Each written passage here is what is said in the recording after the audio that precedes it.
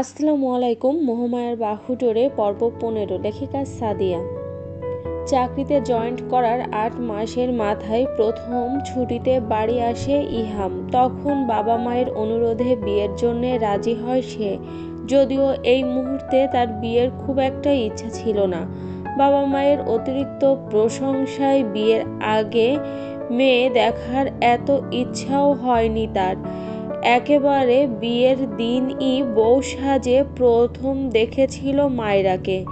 বাবা মায়ের পছন্দ হেলাফেলার কথা নয়, তা নিশ্চিত হয়েছিল সে। বাবা মায়ের পছন্দ হেলাফেলার কথা নয়, তা নিশ্চিন্ত বাবা মায়ের পছন্দ হেলাফেলার নয়, তাই নিশ্চিন্তে হয়েছিল রাজি সে। তবে যখন শুনেছিল মেয়ে ইন্টার সেকেন্ড ইয়ারে পড়ে, তখনই তার মেজাজ বিগড়ায়। বাবা মা কি করে ইনম্যাচিউর একটা মেয়ের সাথে তার বিয়ে ঠিক করলো, যার 18 পূরণ হতে আরো কয়েক মাস বাকি। না পারতে কোনো রকম বিয়ে করে আবার কাজের প্রেশার দেখিয়ে ফিরেছিল ক্যাম্পে। তার সব রাগের মূল বুঝি হলো মেয়ের বয়স 18 হয়নি। তার কলিগ উপরমহল যদি জানে তার বউ ইন্টার পড়ুয়া, তার উপর 18 বছরের নিচে, কি ভেবে বসবে তারা? তার ব্যক্তিত্ব নিয়ে প্রশ্ন উঠবে না তখন? তাকে কি বোধগম্যহীন ভাববে? প্রবল ব্যক্তিত্ব সম্পূর্ণ ইহাম তখন হাজিবাজি চিন্তায় এরপর আর মেয়েটার সাথে কথা বলার আগ্রহ প্রকাশ করেনি। সন্দেহে ভুলে বসেছিল। অথচ এই মেয়েটার শাড়ি পরার দ্বিতীয় দর্শন কেবলই তার স্থির কায়া দিকভ্রষ্ট করেছে। কঠিন আস্তরণে মুড়া তার শক্ত হৃদয়কে ব্যাকুল করেছে সঙ্গোপনে। মায়েরা কাঁপছে। চারপাশে তখন অসংখ্য গুলি ছোড়ার বিকট আওয়াজ কানের ভিট নাড়িয়ে দিচ্ছে। মেয়েটার ঠোঁট অনবরত কাঁপছে, চোখে পানি চিকচিক করছে। ইহাম কোমল হস্তে মায়রার মাধুরী মুখটা হাত বুলিয়ে দিয়ে উঠতে চাইলে আচমকা সে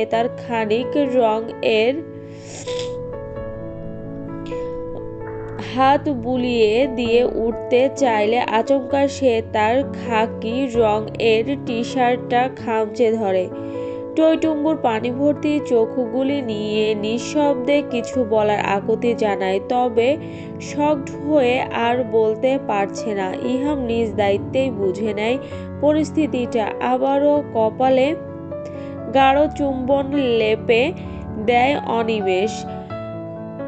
আশ্বাস জানিয়ে চটপট বলে, সময় নেই হাতে মায়রা, প্লিজ আমার কথা মতো চুপটি করে এখানেই বসে থাকবে।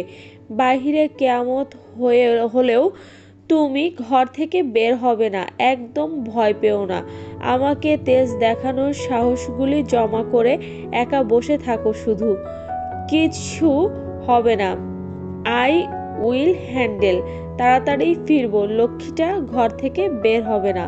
প্রচণ্ড উত্তেজনায় ইহাম খাপছাড়া কথাগুলি বলেই বুক ভরে দম নিল। তার এখন অনেক কাজ। শত্রু দুয়ারে। হিসেবটা ঠিকভাবে না কষলে এই নির্জন জঙ্গলে ভয়াবহ কিছু হবে, এটা যেন সুনিশ্চিত। সবার আগে কানে ব্লুটুথটা গুজে নিজের কোমরের পিস্তল থেকে জ্যাক 99mm চেম্বারটি 15+1 রাউন্ড ক্যাপাসিটির পিস্তলটা বের করে নিল। এটা সবসময় লোড থাকে। টিম মেম্বারদের কল করার আগে তার শিফুর কথা মনে হলো। মেয়েটা একা রুমে আছে। ঘুমিয়ে থাকলেও এই শব্দে জেগে ওঠার সম্ভাবনা বেশি। ভয়ে কি বদ্ধ রুমে কাঁপছে মেয়েটা। কল দিল ঝটপট করে শিফুকে। একবার রিং হতেই কলটা রিসিভ হলো। ওপাশের বন্ধ রুম থেকে মেয়েটা কম্পিত কণ্ঠে কেঁদে কেঁদে কাতর স্বরে ডেকে উঠল, ভাইয়া।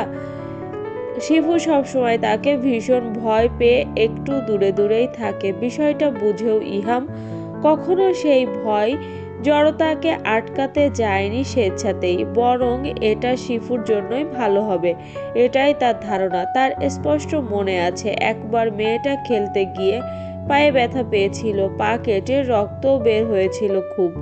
ওই কাটা পা নিয়ে তার সামনে দিয়ে আস্তে করে স্বাভাবিকভাবেই হেঁটে গিয়েছে, যেন সে কিছু না বলতে পারে সেই ভয়ে। এমন অনেক ঘটনাই আছে যা বুঝিয়ে দেয় ভাইকে শিফুর ভয় পাওয়ার প্রবণতাটা। মন খুলে কথা বলা কিংবা ঝগড়াঝাটির মতো বেয়াদবি খুনসুটির সম্পর্ক আর 10টা-5টা ভাই বোনদের মতো তাদের মাঝে নেই। সেই শিফুর কাতর স্বর তাকেও নাড়িয়ে তুলল। কোমল কণ্ঠে বলল, শিফু বোন, আমার ভাইয়ার কথা শোনো। চুপচাপ রুমে বসে থাকবি, কেউ ডাকলেও দরজা খুলবি না, আমি বলা না পর্যন্ত। ভাইয়া আছি, চিন্তা করিস না, কিচ্ছু হবে না, ভয় পাস না বোনটা।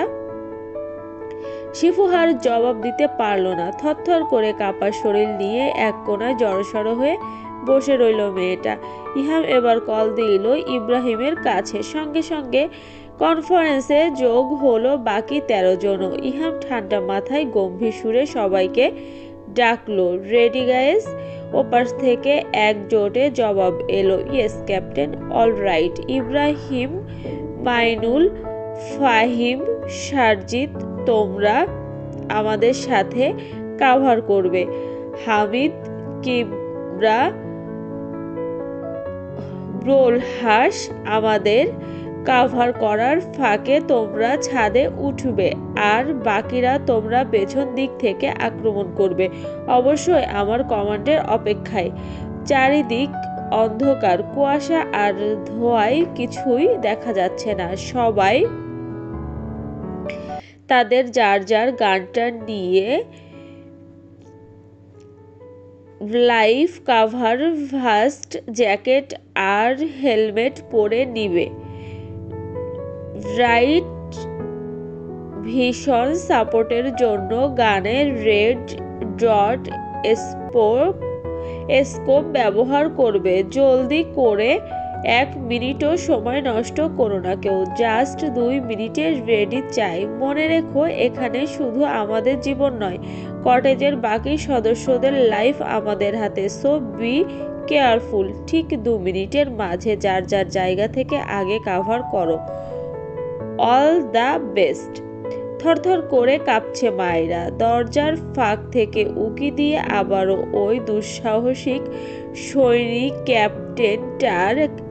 ক্যাপ্টেনটাকে দেখে নিল, আর হৃদয়টা যেন এই মুহূর্তে পুড়ে খাখা হয়ে যাচ্ছে।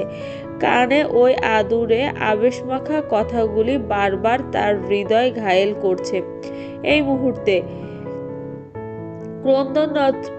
ক্রন্দনরত নেত্রপল্লব মেলে ধরল ওই মানুষটার দিকে। এতক্ষণ বলা কথাগুলি কেবলই তার মাথার উপর দিয়ে গিয়েছে। শুধু এতটুকু ধারণা করতে পেরেছে যা যা বলল সব সেফটির জন্য। কিন্তু নিজে কিছুই গায়ে দিচ্ছে না কেন সে? না হেলমেট, না জ্যাকেট, না গগলস। লোকটা কি এভাবেই ফাইট করবে নাকি? বুক ফেটে কান্না আসছিল মায়েরার। এক অজানা শঙ্কা তাকে মুচড়ে দিচ্ছে। আধ কণ্ঠে ডাকবে তার আগেই ইহাম আবার বলে উঠল, হ্যালো তুহিন, মনোযোগ দিয়ে আগে আমার কথা শোনো। বুঝতেই পারছো কটেজে আক্রমণ হয়েছে। তোমার বন্ধু বান্ধব সবাইকে শান্ত থাকতে বলো। সবাই রুমেই বসে থাকো, কেউ ভুলেও দরজা ফাঁক করো না প্লিজ। কোনো ভুল ভাল পদক্ষেপ নিয়ে আমাদের কাজ কঠিন করো না। তুহিনের উত্তর শোনার আশায় বসে রইল না সে। কল কেটে গান পয়েন্টে রেখে নিজের অবস্থান যেন স্থির করলো। এক হাত দরজার নবে রেখে আরেকটা হাতে পিস্তল পয়েন্ট রাখলো। পিস্তল পয়েন্টে রাখলো। মায়েরা কেবল দেখলো লোকটা দরজা খুলে চোখের পলকে আবার সেটা বন্ধ করে দিল, আর কিছুই দেখতে পেল না। সবটা তার কাছে অগোচরে অদেখায় রয়ে গেল। ইহাম করিডোরের হাফ দেওয়ালের পেছনে বসে নিজেকে আড়াল করলো। তখনও এলোপাথারি গুলি আসছেই, কিন্তু সে কোথায় গুলি ছুড়বে? অবাধ সুযোগ সুবিধা না থাকায় এই মুহূর্তে অন্ধকারে ঢিল ছোড়া তাদের ক্রান্তিকাল নিয়ে আসবে। তার সচল ধূর্ত মস্তিষ্ক তাকে খুব ভালো করে জানান দিচ্ছে ওরা এখনো কটেজ এর ভেতরে প্রবেশ করেনি, নয়তো এতক্ষণে দামামা বাজত। ব্যবস্থা তো সে আগেই করে রেখেছিল। ঠিক তখনই বিকট করে শব্দে চারপাশটা আলোকিত হয়ে উঠল। চোখ বন্ধ করে নিল ইহাম। বেশ বুঝতে পারল শত্রু কটেজের ভেতরে প্রবেশ করতে শুরু করেছে, তাই তো গ্রেনেডটা ফাটলো। শব্দ শুনে বেশ অনুধাবন করতে পারল ফ্ল্যাশব্যাক গ্রেনেড বিস্ফোরিত হয়েছে। দ্রুত একটু মাথাটা তুলে পরপর দুটি গুলি ছুড়ল। একটা ঠিক বরাবর আঘাত লাগলেও আরেকটা খুব বেশি জখম করতে পারেনি। ততক্ষণে নিচ থেকেও গুলি ছোড়া হচ্ছিল দুই পক্ষের। ইব্রাহিম ততক্ষণে তার সাথেই যোগ দিয়েছে। ইহাম শান্ত কণ্ঠে তর্জনী আঙুল কানে চেপে বলল, ছাদে ওঠো, ওখান থেকে আক্রমণ করো, কুইক। ইহাম সুরক্ষার জন্য আগে থেকেই কটেজের বেরিয়ারে কিছু মাইন গ্রেনেড গুজে রেখেছিল। কিছু ক্লেমোর মাইন, M18 ক্লাইমোর ও ফ্ল্যাশব্যাক বিস্ফোরিত হওয়ার সাথে সাথে আঘাতও যে রকম ঠিকঠাক ভাবে হচ্ছে, পরিবেশের খুব একটা ক্ষতিও হবে না। বড় জঙ্গলে অপারেশন করার জন্য এগুলি খুব কার্যকর হয়। ক্লেমোর মাইনে যে রকম শত্রুকে আঘাত করবে, ঠিক তেমন পেছনে খুব বেশি বিস্ফোরণও ছড়াবে না। অপরদিকে ফ্ল্যাশব্যাক ও স্মোক গ্রেনেড শত্রুকে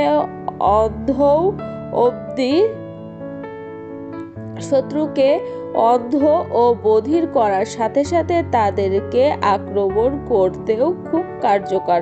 প্রচণ্ড শব্দ একা ঘরের ভিত্ত অবস্থায় কুঁকড়ে উঠছে মায়েরা। হাত পা গুলি মৃগী রোগীর মতো থরথর করে কাঁপছে। ইহামের কথা অনুযায়ী সে বাধ্য মেয়ের মতোই খাটের পেছনে গুটিসুটি হয়ে বসে আছে। নিস্তব্ধ রাতের বিকট শব্দগুলি যেন বুকের ভেতর কামড়ে ধরছে বিষাক্ত পোকার মতো। ঝাপসা চোখ গুলি সেই কখন থেকে ভাসমানে কি যে অবলোকন করে যাচ্ছে সে নিজেও জানে না। এই ভয়াবহ দুর্বিষহের সময়ে বারবার তার অক্ষিপল্লবে ভেসে আসছে ইহামের মুখটা। ইচ্ছে হচ্ছে ছুটে গিয়ে মানুষটাকে জড়িয়ে ধরতে। কেন এই ইচ্ছে হচ্ছে তার? এটা তো তার উচিত নয়। অবান্তর ইচ্ছা নয় কি এসব? ওই মানুষটা তো তার খুব কাছের কেউ নয়, আর না সেরকম কোনো সম্পর্ক তৈরি হয়েছে যে তাকে পছন্দ করে না, সবসময় বিরক্ত ভাব প্রকাশ করে। তার কাছে সেটা সম্পর্ক ভিত্তিহীন। তবুও কেন বারবার মনে চায় অপ্রকাশিত কিছু বুলি আওড়াতে, ছুটে বলতে চায়, আপনায় পছন্দ করি না, সহ্য করতে পারি না, দূরে আছেন এটাই ভালো ছিল। কেন ওই আদুরে মাখা কোমল কথাগুলি বলে আমার হৃদয় ঘায়েল করলেন ক্যাপ্টেন সাহেব? এ যন্ত্রণাটুকুই তো আমি সহ্য করতে পারছি না। তবে এত বেমিল বিপরীতের মাঝে আমাদের অমিলটা কিভাবে সহ্য করব আমি? মুখে হাত চেপে ফুঁপিয়ে উঠল মেয়েটা। আবার ও বীভৎস শব্দে কেঁপে উঠল তার অন্তরাত্মা। ওই মানুষটা কি কোনো রকম সেফটি ছাড়া এভাবেই ফাইটে লেগেছে নাকি? আর বাকি সবাইকে যে এত এত নির্দেশ দিল তার বেলায়?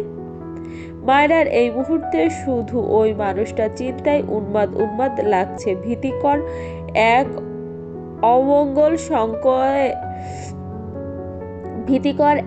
অমঙ্গল সংশয়ে তার বুকের ভেতরটা চেপে আসছে।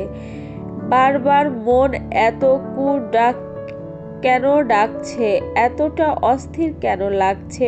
ওই বিপরীত মেরুর মানুষটার জন্যে এক শঙ্কাপূর্ণ বার্তা যেন নিশাচর অদৃশ্য কণ্ঠ তার কানে কানে কিছু বলে যাচ্ছে ফিসফিস করে। কানে গুঁজে রাখা ব্লুটুথ ডিভাইসের মাধ্যমে ইহাম নিশ্চিত হলো কটেজের পেছনের সুড়ঙ্গ দিয়ে বাকি 7 জন বাহিরে পৌঁছে গেছে। তারা ধীরেই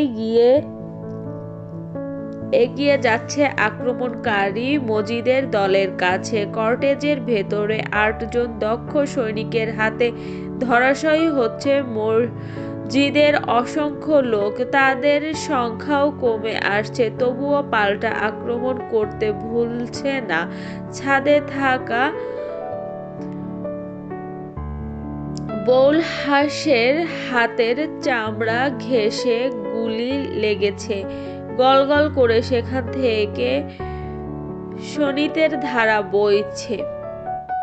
তবুও বুঝি সে থেমে নেই। রক্ত ঝরা মাংস থেতলে যাওয়া হাত নিয়েই শুট করছে অনবরত। নিজের টিমের এত সাহসী বীরদের পেয়ে এই দুঃসময়েও একচিলতে হাসি ফুটে তার মুখে। বাল, এই মাঝরাতে আবার কোন বালেরা এত শব্দাশব্দি শুরু করছে? কার শরীরে এত পিনিক উঠছে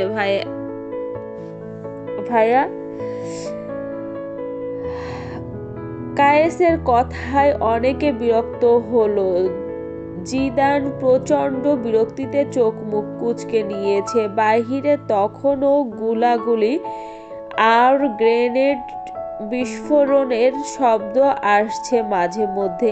এই মাঝরাতে হঠাৎ আক্রমণ, এত শব্দ তাদের হাড় কাঁপানো। ভয় না হলেও ভীত। চুপচাপ সবাই বসে আছে যার যার মতো করে। এই আশঙ্কার সময়ে কায়েসের এই কথা পিত্তি জ্বালিয়ে দিল জিদানের।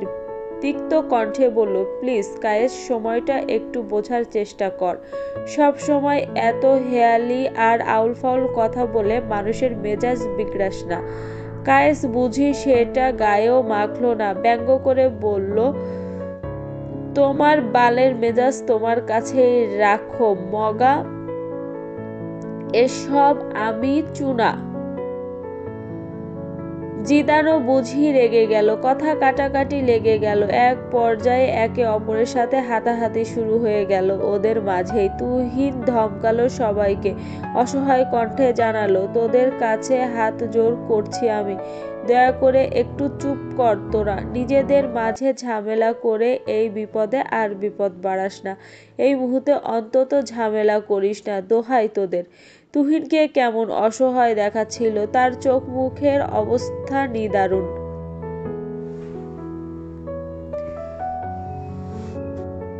নিজেকে বদ্ধ রুমে আটকে রাখলেও তার হৃদয় বড্ড অস্থির চঞ্চল। ভেতরটা পাখির ছানার মতো ছটফট করে দাপাচ্ছে। মায়রা, শিফু ওরা কি করছে? ওরা নিশ্চয় ভয়ে কাবু হয়ে বসে আছে। দুটি কি একসাথে আছে নাকি আলাদা? মায়রা যে অতিরিক্ত শব্দ সহ্য করতে পারে না। এই ভয়ঙ্কর আওয়াজে কিভাবে আছে মেয়েটা? আর শিফু, ওরই বা কি অবস্থা? উফ, অসহ্য লাগছে তার। হাত পা মুক্ত অবস্থাতেও মনে হচ্ছে শৃঙ্খলে আবদ্ধ। ইহাম খুব সাবধানে বাহিরে অবস্থানরত সাব্বিরকে জিজ্ঞেস করলো, সাব্বির, ওরা এখন কতজন আছে? সাব্বির গান পয়েন্টে রেখেই আড়াল থেকে ক্ষীণ কণ্ঠে জবাব দিল, স্যার, 12 থেকে 13 জনের মতো। মেজাজ চটল মনে হয় ইহামের। মুখের বর্ণ পাল্টে গিয়েছে তার। বেজায় চোটে ক্ষোভ নিয়ে বলল, গল্ফ সঠিক কালেকশনটা দাও। গর্ধব, সঠিক কালেকশনটা দাও, ননসেন্সের মতো কথা না বলে। Sorry sir. কথা বাড়ালো না ইহাম। সেই ফাঁকে আরো একটা গুলি ছুঁড়ে আবারও বসলো হাফ দেয়ালের আড়ালে। সাব্বির গুনে গুনে বলল, স্যার এরা 16 জন আছে এখনো। সবাই রেডি হও, এবার একসঙ্গে আক্রমণ করো এক্ষুনি। বলতে দেরি সবার আক্রমণের জোর আর দেরি হলো না। একের পর এক ধাওয়া পাল্টা ধাওয়া, পরিবেশ গমগম করছে। নিস্তব্ধ পরিবেশে কেবল গুলির আওয়াজ আর সাথে কিছু মানুষের চাপা ভারী নিঃশ্বাস। দুই দিক থেকে আক্রমণ করার ফলে মসজিদের লোকেরা একেবারে নিস্তেজ অবস্থা। অবশেষে অবস্থা বেগতিক পর্যায়ে পৌঁছে গেলে তারা যখন পালানোর ব্যবস্থা করলো, ততক্ষণে ইহাম এরা সবাই কটেজের গেইটের সামনে চলে এসেছে। ইহাম মজিদ পাহাড়ির পেছনে ছুটতে ছুটতে চেঁচিয়ে বলল, কটেজের ভেতরে কেউ যাও, ফাস্ট। ইব্রাহিম আর ইহাম ছুটছে মজিদ সহ ওর 3 সঙ্গীর পেছনে। ছুটতে ছুটতে ইহাম কেবল বলেছিল, ইব্রাহিম যাই হয়ে যাক, মজিদকে জীবিত পেতে হবে। ওর কাছে অনেক ইনফরমেশন আছে, ওর কিছু হওয়া চায় না। Yes sir. পথিমধ্যে আবার ও এক লোক ঘায়েল হলো ইব্রাহিমের গুলিতে, আর একজন গাছের আঘাতে পিষ্ট হয়ে উল্টে পড়েছে। ইব্রাহিম ওদের নিয়ে তুমি কটেজে যাও, সবাইকে বেঁধে এক রুমে আটকে রাখো, এটা আমি সামলে নিব। কিন্তু স্যার। যাও। ইতোমধ্যে পথ থামিয়ে দিয়েছে ইব্রাহিম। ক্যাপ্টেনের আদেশ অমান্য করা তো যায় না। গাছগাছালির ফাঁকে ফাঁকে মিটি মিটি আলো ইহাম আবছায়াতেই গুলি ছুড়ল। মজিদ পাহাড়ি নিজের জান বাঁচাতে তার পাশেই দৌড়ানো সঙ্গীকে নিজের সামনে ধরল। সঙ্গে সঙ্গে লোকটার উরুর ঠিক মাঝ বরাবর গিয়ে গুলি লাগতেই গলগল করে রক্ত পড়া শুরু হলো। ইহাম দৌড়ে গিয়ে সেটাকে পাশ কাটিয়ে মজিদের পায়ের দিকে গুলি ছুটতে গেলে টের পেল পিস্তলের অবশিষ্ট বুলেট ফুরিয়েছে।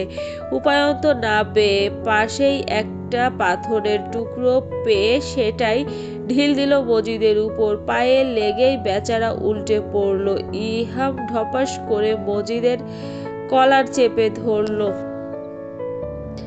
মাদার খুব শখ হয়েছিল না আমায় মারতে?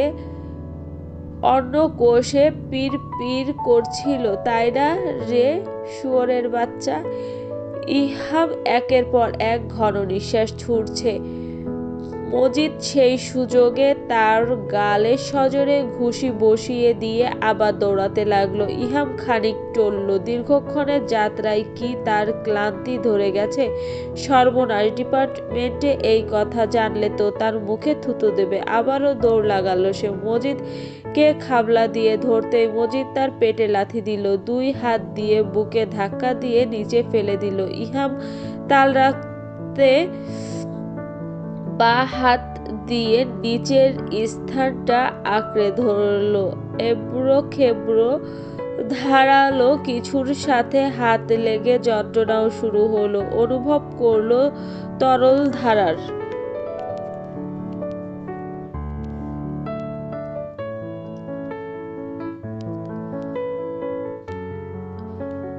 তবে সেদিকে এক বিন্দু না মনোযোগ দিয়ে বাঘের থাবার মতো মজিদের ঘাড় চেপে ধরল। চোখের পলকে মুখে এলোপাথারি ঘুষি বসাতে লাগলো। মাথাটা খানিক নুইয়ে তলপেটে বরাবর এক নাগাড়ে হাঁটুর সাহায্যে কয়েকটা আঘাত করতেই বেচারার কাহিল অবস্থা। তবুও শেষ শক্তি দিয়ে বুঝি আবারও ইহামের নাকে একটা ঘুষি দিল। গলগল করে রক্ত বের হলো। ইহাম শুধু তাচ্ছিল্যে হাসলো। তার জানা আছে মজিদ পাহাড়ি এমনি পাহাড়ি হয়ে ওঠেনি, গায়ে এখনো বেশ বলবান সে।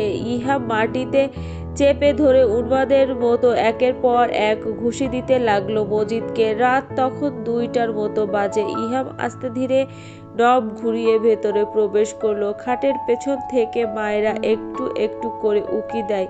ইহামকে দেখে ধরফড়িয়ে উঠে খাটের ওপাশ থেকে বের হয়ে এসেই থমকে দাঁড়ায় সে। একটু একটু করে সামনে এগিয়ে যায়। ইহামের গালের উপরি ভাগটায় লাল চকচকে হয়ে আছে, লাল চটচটে হয়ে আছে। নাকের কাছে রক্ত, হাতের থেকেও রক্ত ঝরছে। মানুষটাকে এভাবে দেখে আঁতকে উঠল তার ভেতরটা। বুকটা মুচড়ে যেন কোনো কিছু কামড়ে ধরল। এই মানুষটা এত ব্যথা পেয়েছে, তার বুকটা এত ভার হয়ে আসছে কেন? ওই পাশার মানুষটার সাথে তো আর কোনো কালে কোনো রকম সম্পর্কই তৈরি হয়নি, তবে এত কষ্ট হচ্ছে কেন?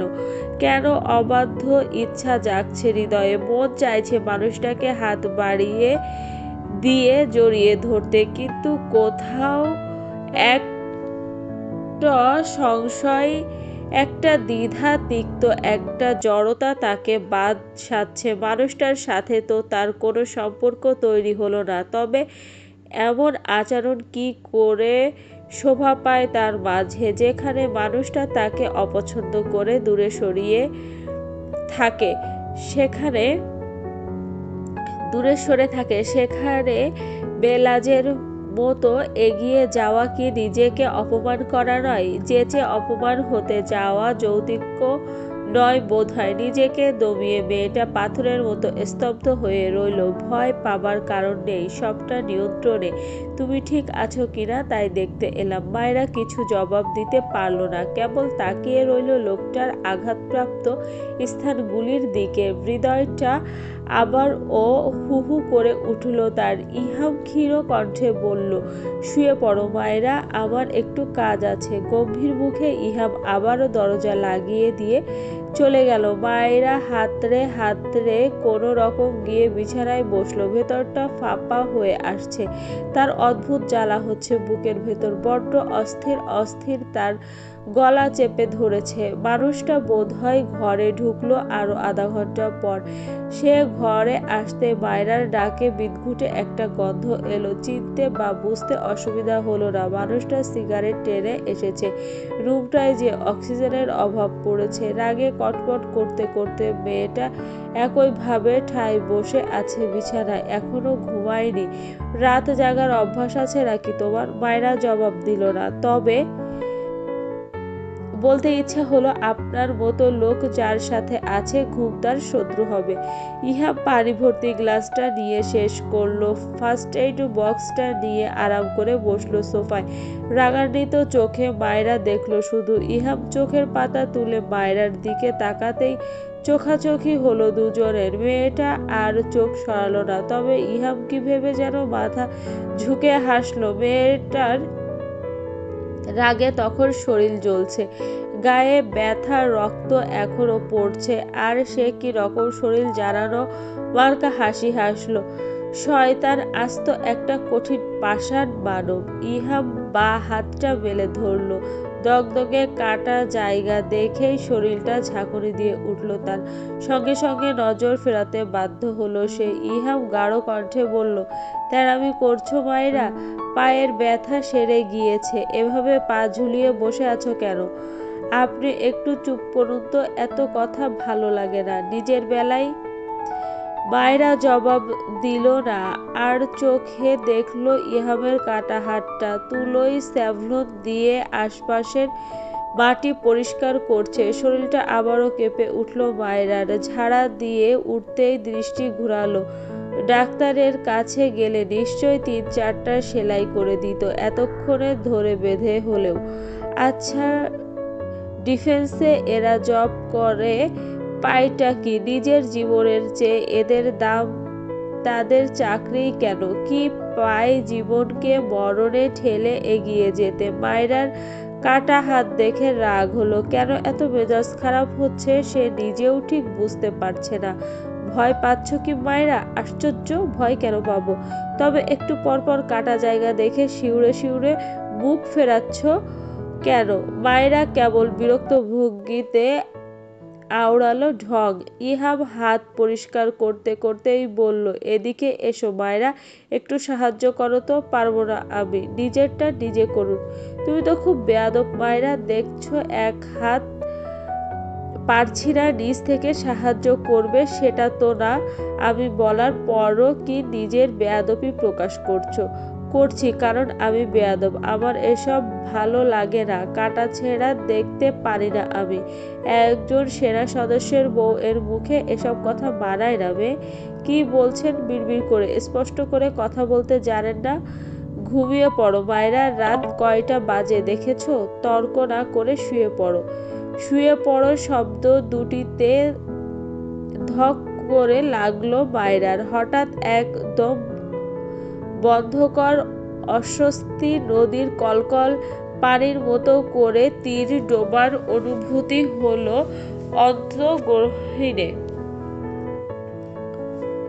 অন্তর্গ্রন্থিতে।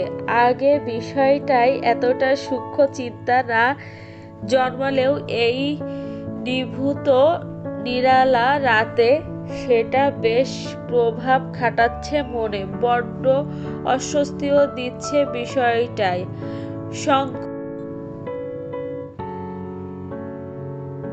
সংকোচ নিয়েও তাই বলল মায়েরা, আমি শিফুর ঘরে থাকবো, আপনি আপনার রুমে থাকুন। সহজাত ইহামের ধাত পিছলে গেল বুঝি। সে তীক্ষ্ণ চোখে তাকালো মায়রার দিকে। মেয়েটা হুট করেই চোখের দৃষ্টিও সরিয়ে নিয়েছে তার উপর থেকে।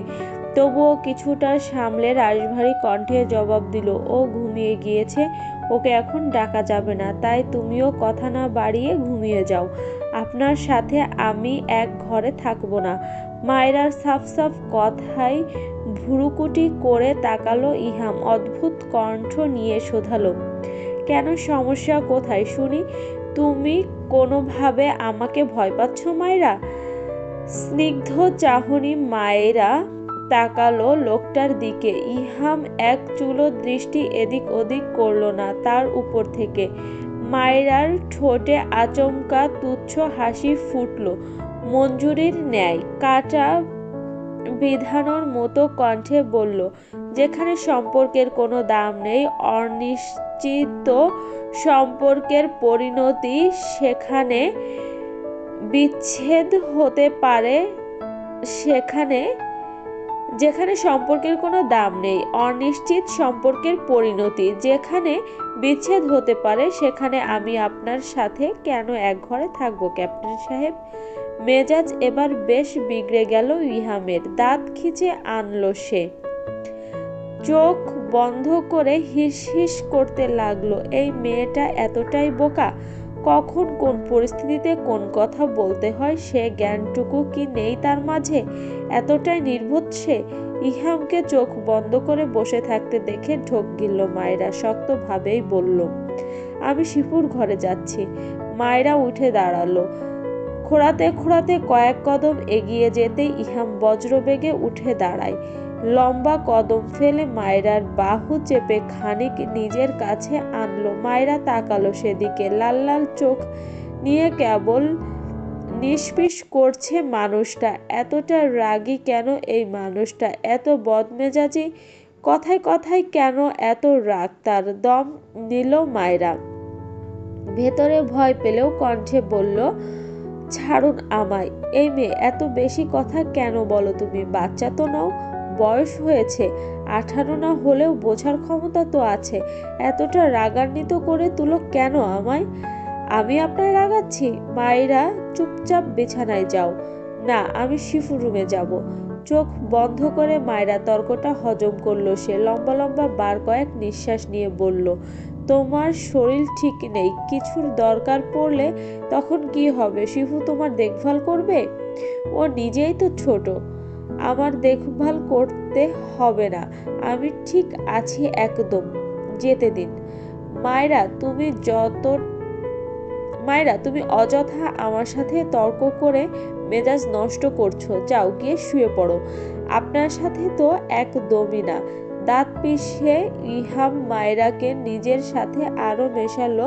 কটমট করে বলল, কেন, আমার সাথে ঘুমালে কি কি হবে তোমার? এতই অপছন্দ নাকি তোমার আমাকে? ভুলে যেও না আমাদের সম্পর্কটা কি। ভুলে আপনি গিয়েছেন মিস্টার ফাহাদ ইহাম চৌধুরী। তাই তো বিয়ের পর নিজের দায়িত্ব কর্তব্য ভুলে আপনি নিখোঁজ ছিলেন। তখন সম্পর্কের কথা বলছেন, এখন সম্পর্কের কথা বলছেন কোন মুখে? এই পর্যায়ে ইহাম চুপ করলো। হাতের বাঁধন শিথিল করে শান্ত কণ্ঠে জবাব দিল, দেখো মায়েরা, যা হয়েছে ছাড়ুন আমার হাত। বাচ্চাদের মতো করছো কেন মায়েরা? তোমার সাথে আমার কথা আছে, আমি বলছি। আমি শুনছি না, আর শুনতেও চাই না। ছাড়ুন আমার হাত। নিজের স্বভাবের বাহিরে গিয়েও নরম সুরে কথা বলেছে ইহাম, তবুও মেয়েটা শুনতে চাইছে না। এবার রুক্ষ কণ্ঠেই বলল, ছাড়ছি না। হাত ছাড়ুন। আপনি কি আমায় জোর করছেন? করছি। মায়েরা তাকালো পূর্ণ দৃষ্টিতে। একটু একটু করে মিশ্র অনুভূতি তাকে তেতো করে দিচ্ছে। আচমকা ঝোঁকের বশে বলেই ফেলল, জোর করে কাপুরুষেরা। আপনি কি সেটাই ক্যাপ্টেন সাহেব? ইহাম স্তম্ভিত হয়ে তাকালো মায়রার দিকে। চোখে মুখে কেমন বিতৃষ্ণা বিদ্বেষ ভাব। অতি নগণ্য বস্তুর মতো ঠেলে দিল তাকে। হঠাৎ কি হলো মায়রার কে জানে। এইটুক অবহেলা তার বুক ভার করে দিল। এই মুহূর্তে মানুষটাকে এভাবে বলা কি ঠিক হলো? একটু কি বেশি বলে ফেলেছে সে? এভাবে অমন ধরনের একটা কথা বোধ হয় আসলে উচিত ঠেকল না তার নিজের কাছেই। ইহাম কয়েক পল মায়রার দিকে অমন অবজ্ঞা ভাব নিয়েই তাকিয়ে রইল। আচম্বিক জ্বলন্ত চোখে খাটের পায়ায় পরপর কয়েকটা লাথি দিল সজোরে। ভয়ে সংশয়ে মায়রা যেখানে দাঁড়িয়েছিল সেভাবেই চোখ বুঝল। তার কায়া তখনও শিথিল অচল। ছেলেটা তখনও ক্রোধে ফেটে যাচ্ছিল। শান্ত চোখে মায়রা দেখল, দাঁত পিষে কিছু বলতে উদ্যত হলো পরপর নিঃশ্বাস নিতে নিতে। কিন্তু সেই ইচ্ছাটাও বুঝি আর হলো না তার। আক্রোশ বিষাদ নিয়ে হনহন করে ঘর থেকে বের হলো। দরজার কাছে গিয়ে বেসামাল ক্রোধের জোরে দেয়ালে বাঁ হাত দিয়ে বিকট শব্দে একটা পাঞ্চ করেই বের হয়ে গেল। বাহির থেকে দরজা আটকানোর শব্দ ভেসে এলো প্রবলভাবে। মায়রার গলা বসে আসছিল, ঠোঁটগুলি কাঁপছিল, স্থির আখি পল্লবে উকি দিচ্ছিল কয়েক মুক্তোর দানা।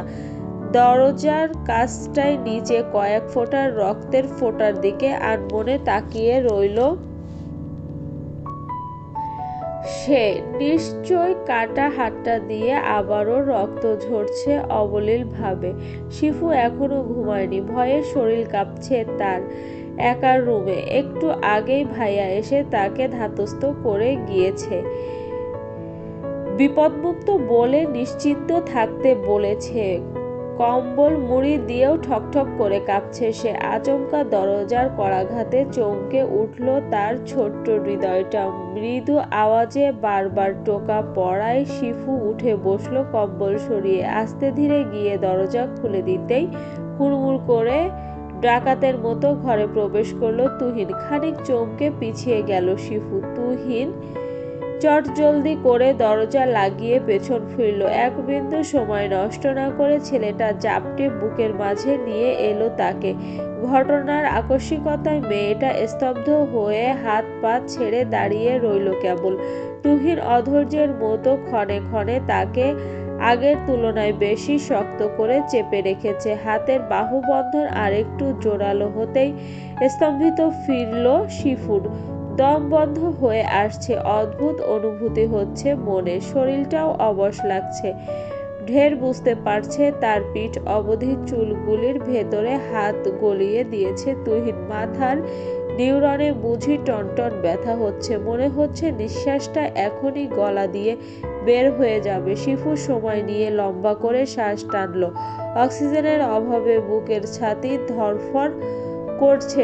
এই শিফু, খুব ভয় পেয়েছিলে? নিরুত্তর শিফু তখন দিশেহারা। শরীরের উচাটন মেলে ধরা অনুভূতি সাথে মাথার ভেতর কিলবিল করা চিন্তা তাকে একেবারে নিস্তেজ অস্থির করে তুলেছে। কি হচ্ছে তার সাথে? কতটুক যৌক্তিক, কতটুক উচিত?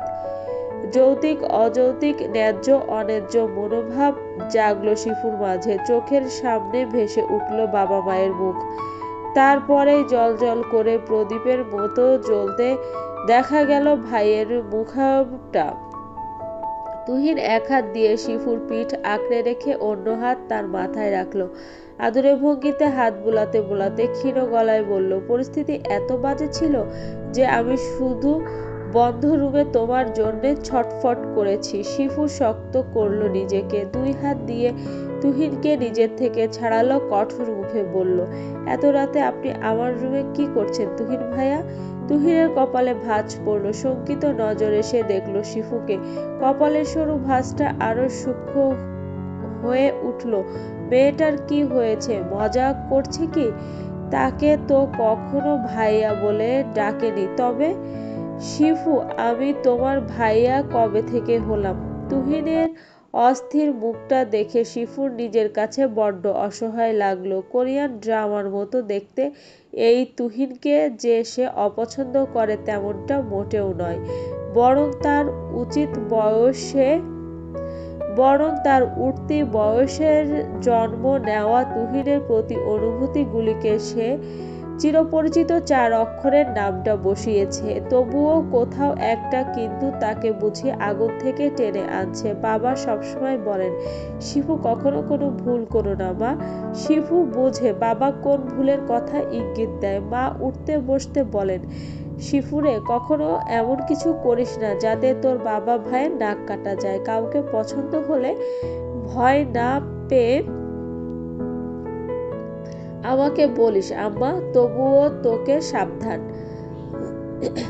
আশেপাশে কত কিছু শোনা যায়। আর ভাইয়ার কথা তো সে মনেই করলো না। তার ছোট হৃদয়ে কখনো এত সাহস উদিত হয়নি যে এখনো এত সাহস উদিত হয়নি যে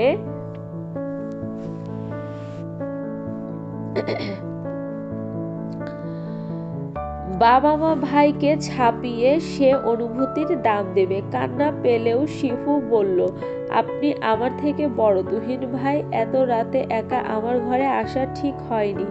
ভাইয়া দেখলে কেলেঙ্কারি হবে। আপনি প্লিজ যান। তুহিন ব্যস্ত হয়ে এগিয়ে এলো। শিফুর বাহু ধরে তার দিকে ফিরিয়ে বলল, এ শিফু, কি হলো তোমার? তুমি এত অদ্ভুত আচরণ করছো কেন? তুমি তো এমন না।